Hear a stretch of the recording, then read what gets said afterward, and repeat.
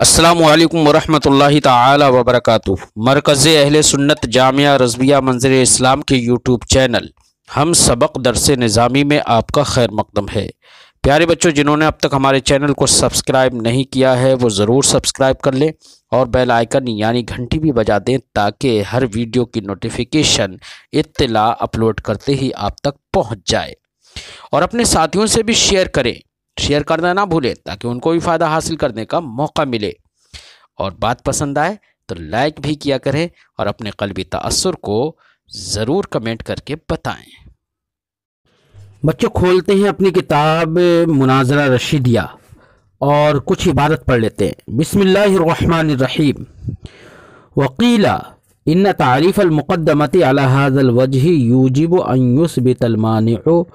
توقف صحة الدلیل على ما يمنعه حتى يكون منعه مسموعا، وفي كثير مما شاع فيه المنع ذلك مشكل كإنتاج الدليل وإيجاب الصغرى وكلية الكبرى، فإن توقف الصحة عليه غير مسلم لجواز أن يكون الصحة موقوفا على اندراج الأصغر تحت الأوسط، ويكون هذه الأمور من لوازم ذلك الاندراج، ولازم الموقوف عليه لا يجب أن يكون موقوفا عليه، وإثبات التوقف دونه خرط القتاد إلى آخر العبارہ۔ پیارے بچوں، آج کے اس سبق میں صاحب شرح ایک اعتراض کا جواب دینا چاہ رہے ہیں۔ ایک اعتراض یہ ہے کہ مقدمے کی تعریف ما قبل میں کی گئی تھی، ما یتوقف علیہ صحت الدلیل، یعنی مقدمہ وہ ہے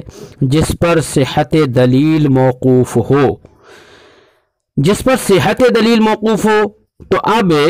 اس تعریف کے لحاظ سے تو کوئی یہ کہہ سکتا ہے کہ معنی جب کسی مقدمے کو منع کرے گا تو اب معنی پر لازم ہے کہ وہ یہ ثابت کرے کہ میں جس مقدمے کو منع کر رہا ہوں تو صحت دلیل بھی اسی پر موقوف ہے، تو صحت دلیل کے موقوف ہونے کو ثابت کرے تاکہ اس کی منع مسموع ہو جائے۔ اگر وہ صحت دلیل کے موقوف ہونے کو اسی مقدمے پر ثابت نہیں کر سکتا تو اس کی منع مسموع نہیں ہوگی۔ حالانکہ یہ بات ثابت کرنا کہ صحت دلیل اسی مقدمے پر موقوف ہے جس کو وہ منع کرتا ہے، تو یہ بات ثابت کرنا بڑا مشکل امر ہے۔ مثال کے طور پر دلیل کی صحت اس بات سے بھی سمجھی جاتی ہے کہ دلیل منتج ہے تو سمجھ لیا جاتا ہے کہ وہ دلیل صحیح ہے۔ ایسے ہی شکل اول میں جو دلیل دی جاتی ہے شکل اول سے، اس کی صحت کے لیے یہ بھی ضروری ہے کہ ایجاب صغرا ہو اور کلیت کبرا ہو۔ لیکن اب اگر کسی شخص نے مثال کے طور پر اسی کا انکار کیا، اسی کو منع کیا، تو پھر وہ یہ ثابت کرے کہ صحت دلیل اسی پر موقوف ہے، یہ ثابت کرنا بہت مشکل ہے،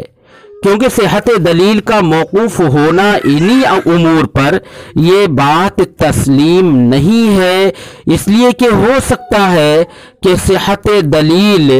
موقوف ہو اس بات پر کہ اصغر حد اوسط کے تحت مندرج ہو،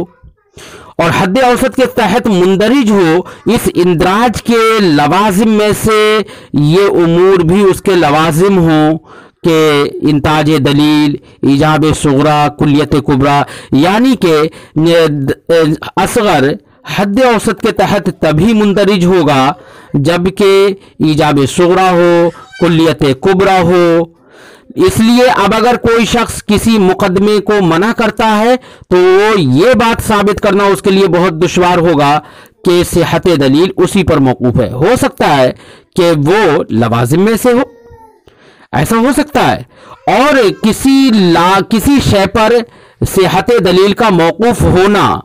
اس کے لیے یہ ضروری نہیں ہے کہ اس کے لوازم پر بھی موقوف ہو صحت دلیل۔ کیوں؟ اس لیے کہ پہلے تو یہ ثابت کیا جائے کہ شے پر موقوف ہونا اس کے لوازم پر بھی موقوف ہونا ہے، پہلے تو یہ ثابت کیا جائے، اور یہ ثابت کرنا دشوار ہے۔ بات سمجھ میں آئی؟ اس لیے یہ ثابت کیے بغیر توقف کو ثابت کر دینا یہ بالکل ایسے ہی ہے جیسے کہ کانٹے دار درخت پر کپڑا ڈال کر اس کو کھینچنا جتنا دشوار ہے، اسی طریقے سے یہ بات ثابت کرنا بھی بہت دشوار ہے کہ صحت دلیل اسی پر موقوف ہے۔ ہاں، یا تو پہلے یہ ثابت کر دیا جائے کہ صحت دلیل ان چیزوں پر موقوف ہے اور یہ چیزیں لوازم اندراج سے ہیں کہ حد اوسط کے تحت اصغر مندرج تبھی ہوگا جبکہ یہ چیزیں پائی جائیں، تو یہ لوازم اندراج سے ہوں، اور کسی ملزوم پر کسی شے کا موقوف ہونا یہ اس کے لیے لازم ہو یہ بات کہ اس کے لوازم پر بھی اس کی صحت موقوف ہوتی ہے۔ جب تک کہ یہ توقف ثابت نہ کیا جائے تو توقف کو ثابت کیے بغیر اس بات کو ثابت کرنا کہ صحت دلیل لوازم پر بھی موقوف ہوتی ہے، یہ بات ثابت کرنا دشوار ہے۔ اس لیے اس کا یہ کہنا کہ جو مقدمے کی تعریف کی گئی ہے، مقدمے کی تعریف کے لحاظ سے تو یہی کہنا لازم آ رہا ہے، یہی کہنا ثابت ہو رہا ہے کہ معنی یہ ثابت کرے کہ جس مقدمے کو وہ منع کر رہا ہے اس مقدمے پر صحت دلیل موقوف ہے، اور یہ بات ثابت کرنا بہت دشوار امر ہے جیسے کہ ابھی ہم نے بتایا۔ اسی کو صاحب شرح فرماتے ہیں وقیلہ، اور ایک بات یہ کہی گئی ہے ان تعریف المقدمۃ علی ھذا الوجہ کہ مقدمے کی تعریف اس طریقے پر کرنا جو مصنف نے کی ہے ما یتوقف علیہ صحت الدلیل کہ جس پر صحت دلیل موقوف ہو وہ مقدمہ ہے، اور مقدمے کو منع کرے گا تو اس کا مطلب یہ ہے کہ وہ یہ ثابت کرے گا کہ صحت دلیل تمہاری اس پر موقوف ہے۔ لہذا مقدمے کی تعریف کرنا اس طریقے پر کہ یہ اس طریقے پر جو مصنف نے کی ہے یوجب، یہ اس بات کو واجب کرے گی کہ ان یثبت المعنی کے معنی ثابت کرے کہ صحت دلیل اسی پر موقوف ہے ما یمنعہ جس کو وہ منع کر رہا ہے، تاکہ یہ ثابت کیوں کرے گا حتی یکون منعہ مسموعا تاکہ اس کی منع مسموع ہو جائے، وفی کثیر مما شاع فی المنع اور بہت سارے ان چیزوں میں جن کے اندر منع شائع ضائع ہے اور معنی ان کو منع کرتا ہے، یہ ثابت کرنا مشکل ہے، ذالک مشکل، یہ ثابت کرنا مشکل ہے کہ جس کو وہ منع کر رہا ہے اسی پر صحت دلیل موقوف ہے۔ مثال کے طور پر کا انتاج دلیل، جیسے کہ دلیل کا منتج ہونا، تو دلیل کے منتج ہونے سے بھی سمجھ میں آتا ہے کہ دلیل صحیح ہے، اور ایجاب صغریٰ اور کلیت کبریٰ ان کا بھی سمجھنا، ان کے یہ بھی صحت دلیل ان پر بھی موقوف ہوتی ہے۔ فَإِنَّ تَوَقُّفَ الصِّحَّةِ عَلَيْهِ غَيْرُ مُسَلَّمٍ کیونکہ ان پر دلیل کی صحت کا موقوف ہونا تسلیم نہیں ہے، کوئی انہی کا انکار کرے اور کہے کہ اسی پر صحت دلیل موقوف ہے تو کوئی یہ کہہ سکتا ہے کہ نہیں ہم نہیں مانتے کیونکہ ان پر صحت دلیل موقوف ہے، یہ بات ہمیں تسلیم نہیں، کیونکہ ہو سکتا ہے لجوازی، کیونکہ ہو سکتا ہے یکون الصحت موقوفۃ علی اندراج الاصغر تحت الاوسط کہ ہو سکتا ہے کہ صحت دلیل موقوف ہو اس بات پر کہ اصغر حد اوسط کے تحت مندرج ہو، یعنی اندراج پر صحت دلیل موقوف ہو، وَيَكُونَ هَذِهِ الْأُمُورُ مِنْ لَوَازِمِ ذَلِكَ الْإِنْدِرَاج اور یہ ساری کی ساری چیزیں یعنی ایجاب صغریٰ کلیت کبریٰ وغیرہ یہ سب کے سب لوازم ہوں اس اندراج کے، اور تو در حقیقت موقوف علیہ ہوا اندراج اور یہ اس کے ہوئے لوازم، تو جب تک یہ بات ثابت نہ کر دی جائے کہ ملزوم پر جو شے موقوف ہوتی ہے وہ اس کے لوازم پر بھی موقوف ہوتی ہے، جب تک کہ یہ بات ثابت نہ کر دی جائے اس وقت تک توقف کو ثابت کرنا کہ صحت دلیل ان چیزوں پر موقوف ہے یہ ثابت کرنا نہایت دشوار امر ہے۔ فرماتے ہیں وَلَازِمُ الْمَوْقُوفِ عَلَيْهِ لَا يَجِبُ أَن يَكُونَ مَوْقُوفًا عَلَيْهِ اور موقوف علیہ کے لازم کے لیے لازم واجب نہیں ہے کہ وہ بھی موقوف علیہ ہو، وَإِثْبَاتُ التَّوَقُّفِ دُونَهُ اور اس کے بغیر توقف کو ثابت کرنا، یعنی اس کے بغیر کہ جب تک کہ یہ ثابت نہ کر دیا جائے کہ موقوف علیہ کے لازم پر بھی لازم بھی موقوف علیہ ہوتا ہے، یہ ثابت کیے بغیر توقف کو ثابت کرنا کہ دلیل کی صحت اس پر موقوف ہے، یہ ثابت کرنا خرط القتاد، ایک کانٹے دار درخت پر چلنا ہے اور ہاتھ چلانا ہے یا اس پر کپڑا ڈال کر کھینچنے کی طرح ہے، یعنی نہایت مشکل امر ہے۔ یہ صاحب شرح نے بتایا۔ اس کا مطلب یہ ہوا کہ یہ مذکورہ تعریف جس پر وہ منع وارد کر رہا ہے، مقدمے کی مذکورہ جو تعریف ہے، ما یتوقف علیہ صحت الدلیل، یہ اس بات کا تقاضا کر رہی ہے کہ معنی جس کا انکار کر رہا ہے وہ یہ بھی ثابت کرے کہ آپ کی صحت دلیل، آپ کی دلیل کی صحت اسی مقدمے پر موقوف ہے جس کو میں منع کر رہا ہوں، اور یہ بات ثابت کرنا دشوار امر ہے۔ فرماتے ثم انہ قد یذکر مع المنع السند۔ اب آگے صاحب متن یہ ذکر کر رہے ہیں کہ جب ما قبل میں من کا ذکر ہو گیا کہ من کہتے ہیں طلب الدلیل علی مقدمۃ معینہ، تو ابھی کبھی کبھی معنی اپنی منع کو مضبوط کرنے کے لیے، من کو بہت طاقتور بنانے کے لیے سند بھی پیش کر دیتا ہے۔ تو سند کسے کہتے ہیں؟ تو سند کی تعریف بھی آپ کو سمجھ میں آ گئی کہ سند وہ ہے جس کو معنی اپنی من کو مضبوط کرنے کے لیے پیش کرے۔ سند کا لغوی معنی بتائیں گے اور اس کا اصطلاحی معنی بھی بتائیں گے۔ فرماتے ہیں ثم انہ قد یذکر مع المنع السند، پھر کبھی معنی منع کے ساتھ سند کو بھی ذکر کرتا ہے، یا اس کو مجہول پڑھیں، انہ قد یذکر مع المنع السند، پھر کبھی منع کے ساتھ سند کو ذکر کر دیا جاتا ہے۔ فذکرہ بقولہ، تو اس کو مصنف نے اپنے اس قول سے ذکر کیا، السند ما یذکر لتقویۃ المنع سے۔ تو سند کسے کہتے ہیں؟ تو صاحب شرح فرماتے ہیں کہ سند کا لغوی معنی ہوتا ہے وہ چیز جس کی آپ ٹیک لگائیں یا جس کا آپ سہارا لیں۔ مثلا آپ اگر دیوار سے پیٹھ لگا کر بیٹھ رہے ہیں تو یہ دیوار آپ کے لیے سند ہے، یا اگر آپ بڑھاپے کے عالم میں ہیں تو آپ اپنے ڈنڈے کے سہارے چل رہے ہیں، اس پر ٹیک لگا رہے ہیں، تو وہ ڈنڈا آپ کے لیے سند ہے، کیونکہ وہ آپ کو طاقت دیتا ہے، قوت دیتا ہے کھڑے ہونے میں، ٹیک لگانے میں وغیرہ۔ فرماتے ہیں ہوا فی اللغت وکذا المستند، فرماتے ہیں کہ سند اور ایسے ہی لفظ مستند دونوں لفظ بولے جاتے ہیں۔ لغت میں کہتے ہیں مستندت الیہ من حائط او غیرہ، جس کی طرف آپ ٹیک لگائیں، چاہے وہ دیوار ہو یا دیوار کے علاوہ کوئی اور چیز ہو۔ وفی اصطلاح اہل المناظرہ، اور اہل مناظرہ کی اصطلاح میں سند کا معنی ہوتا ہے ما یذکر لتقویۃ المنع، کہ منع کی تقویت اور مضبوطی کے لیے جس کو ذکر کیا جائے اس کو کیا کہتے ہیں؟ سند کہتے ہیں۔ وَيُسَمَّى مستندہ، سند کو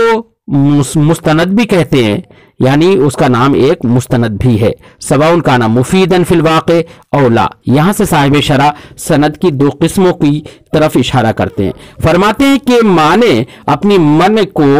مضبوط کرنے کے لیے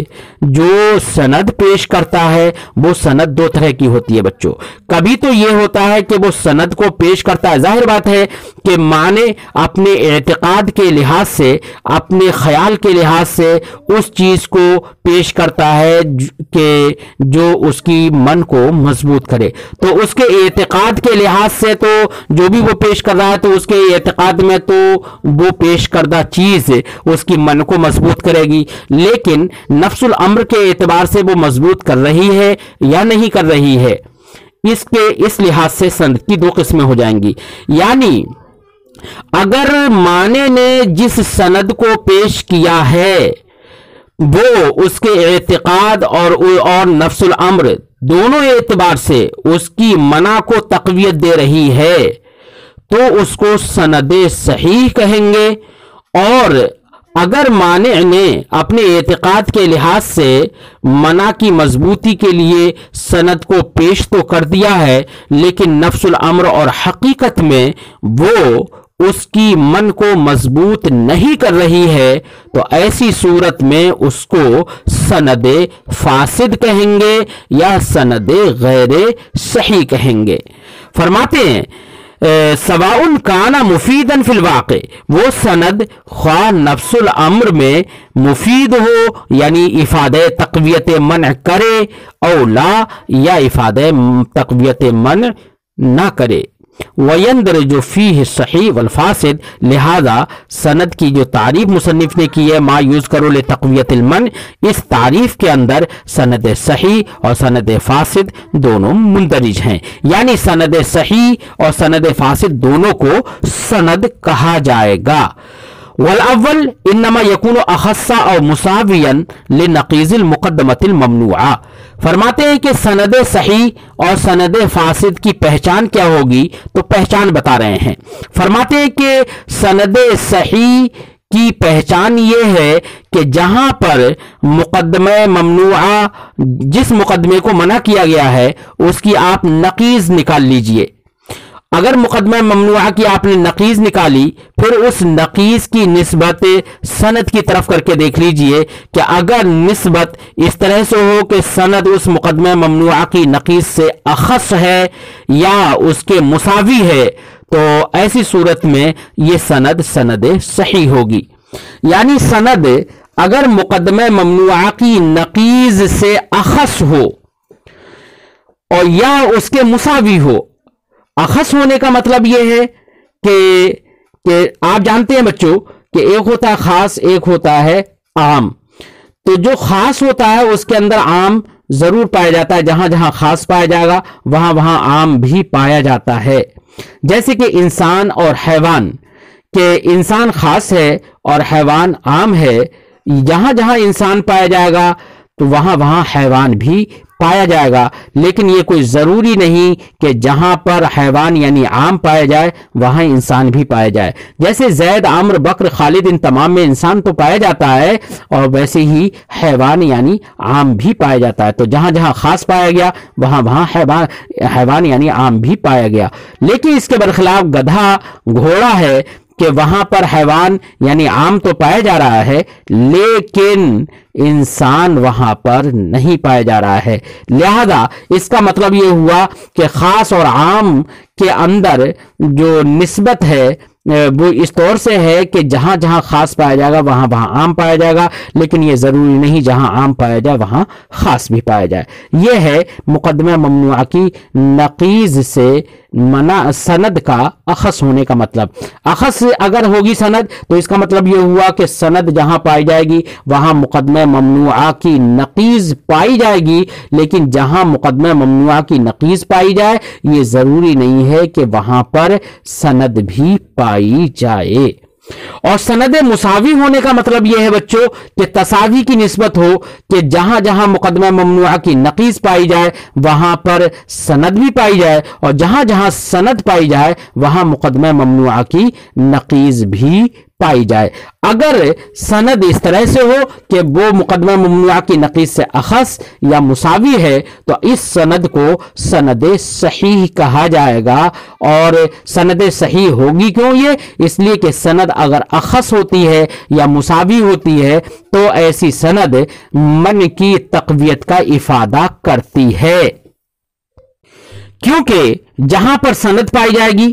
تو وہ اخص ہے، تو عام یعنی مقدمہ ممنوعہ کی نقیض بھی پائی جائے گی۔ تو جب مقدمہ ممنوعہ کی نقیض بھی اس کے ساتھ میں پائی جائے گی تو ایسی صورت میں مقدمہ ممنوعہ کی نقیض جب ثابت ہو جائے گی، پالی جائے گی، تو مقدمہ ممنوعہ باطل ہو جائے گا، کیونکہ نقیض جب ثابت ہو گئی تو مقدمہ ممنوعہ پھر باطل ہو جائے گا۔ ایسی مساوی ہونے کی صورت میں جب سند پائی جائے گی تو مقدمہ ممنوعہ کی نقیض پائی جائے گی، جہاں مقدمہ ممنوعہ کی نقیض پائی جائے گی تو سند بھی پائی جائے گی۔ تو جب مقدمہ ممنوعہ کی نقیض سند کے ساتھ پائی جا رہی ہے تو ایسی صورت میں مقدمہ ممنوعہ باطل ہو جائے گا۔ اور جہاں پر اور چونکہ معنی کا مقصد ہی ہوتا ہے مقدمہ ممنوعہ کو باطل قرار دینا، اس کو غلط قرار دینا اور اس کو صحیح نہ قرار دینا، یہی اس کا مقصد ہوتا ہے۔ یہ تبھی مقصد حاصل ہوگا جبکہ سند اخص ہو یا مساوی ہو۔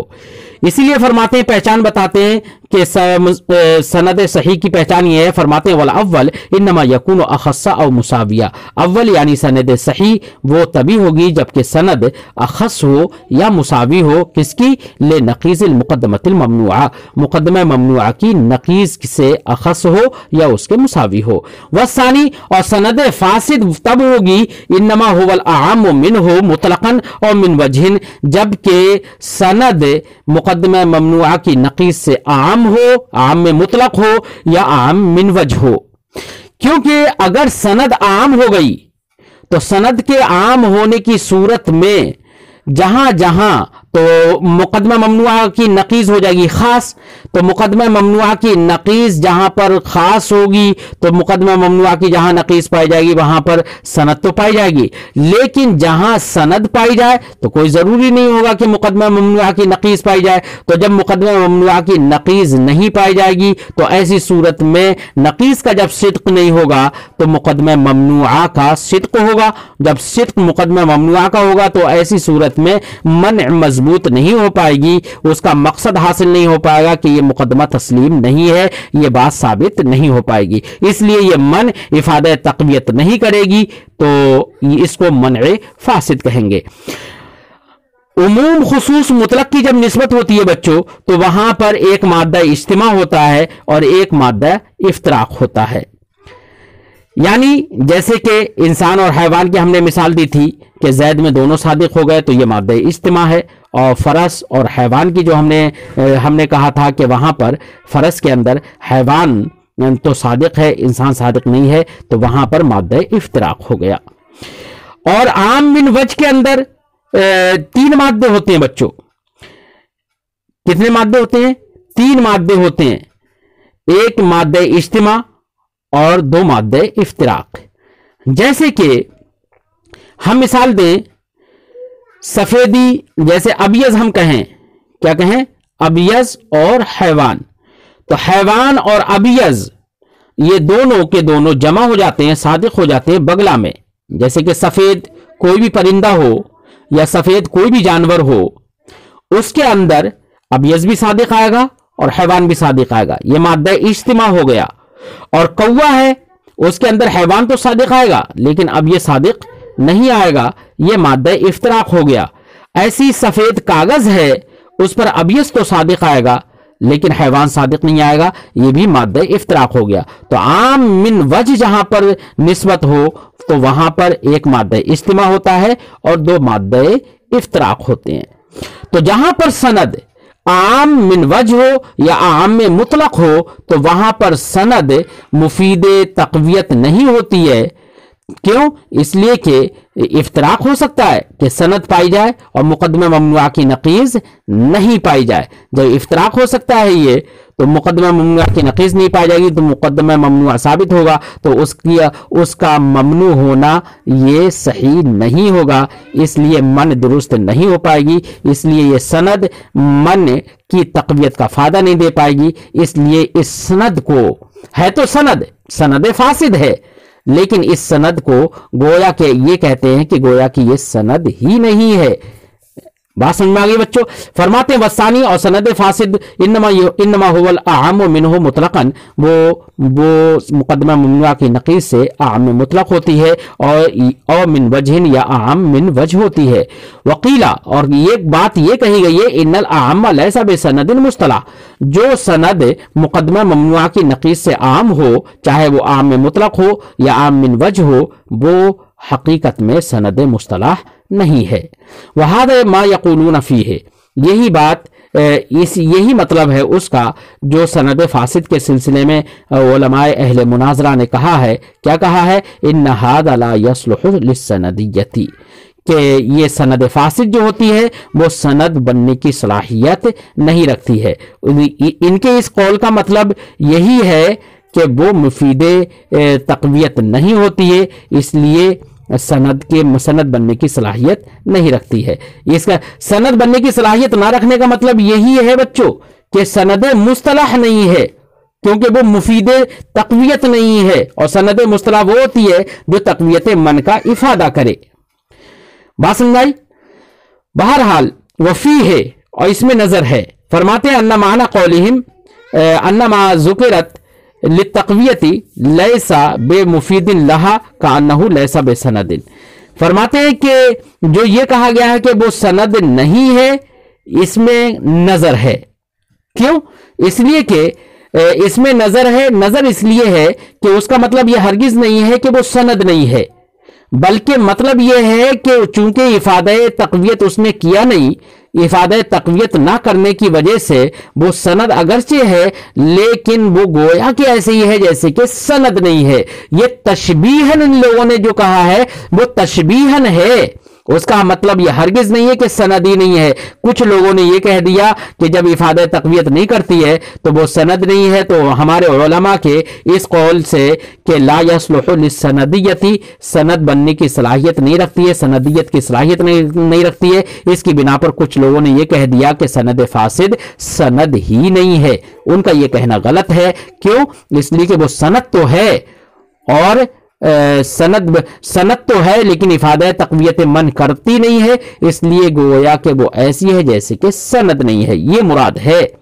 لہذا بزرگوں کے قول سے کہ وہ سندیت کی صلاحیت نہیں رکھتی ہے، اس سے یہ نہ کہا جائے کہ سند فاسد سند نہیں ہے۔ فرماتے ہیں فی ہے، اور اس میں بات یہ ہے کہ ان معنی قولہم، کہ ہمارے ان بزرگوں کا جو یہ قول ہے ان ھذا لا یصلح للسندیت، یہ قول یا ہمارے بزرگوں کا یہ قول انما ذکرت للتقویت، کہ وہ جو تقویت کے لیے ذکر کی جائے لیس بمفید لہا، اور وہ تقویت کے لیے مفید نہ ہو، کانہ لیس بسند، گویا کہ وہ سند نہیں ہے، یہ معنی ہے۔ یہ معنی نہیں ہے کہ حقیقتاً سند نہیں ہے، کانہ لیس بسند، گویا کہ وہ سند نہیں ہے کیونکہ افادہ تقویت نہیں کر رہی ہے، تو اس کا مطلب یہ ہرگز نہیں ہے کہ وہ سند نہیں ہے، سند تو ہے، سند فاسد کہلائے گی۔ لہذا صاحب شرح نے اس بات پر زور دیا کہ سند فاسد بھی سند ہے، اس کو یہ کہنا کہ وہ سند نہیں ہے یہ کہنا صحیح نہیں ہے، اور بزرگوں کے قول سے استدلال کر لینا کہ بزرگوں نے یہ کہا کہ وہ سندیت کی صلاحیت نہیں رکھتی ہے، اس سے یہ کہہ دینا کہ وہ سند ہی نہیں ہے، یہ سمجھنا غلط ہے۔ بلکہ بزرگوں کے قول کا مطلب یہ ہے کہ سند تو ہے لیکن وہ ایسے ہی ہے، جب افادہ تقویت نہیں کر رہی ہے تو وہ ایسے ہی ہے جیسے کہ سند نہیں ہے، گویا کہ سند نہیں ہے۔ یہ تشبیہ انہوں نے کہا ہے، کیونکہ افادہ، دیکھیے بچوں، اگر کسی شے موجود کے وجود سے کوئی فائدہ نہ ہوتا ہو تو اس کو عدم کے درجے میں رکھ لیتے ہیں اور اس کو معدوم تصور کر لیتے ہیں، تو اس کا مطلب یہ ہرگز نہیں ہے کہ وہ موجود ہی نہیں ہے، بلکہ یہ عدم افادہ کی بنا پر اس کو عدم موجود فرض کر لیتے ہیں۔ یہ بلاغت کی ایک صورت ہے۔ تو بزرگوں نے جو کہا ہے وہ یہی ہے کہ گویا کہ وہ سند نہیں ہے، یعنی افادہ تقویت نہیں کر رہی ہے، اس لیے وہ گویا کہ کام ایسا کر رہی ہے جیسے کہ سند نہ ہو، اگرچہ وہ سند ہے۔ گفتگو آج کی ہم یہیں پر ختم کرتے ہیں، پھر آئندہ سبق میں ملتے ہیں۔ السلام علیکم ورحمۃ اللہ تعالی وبرکاتہ۔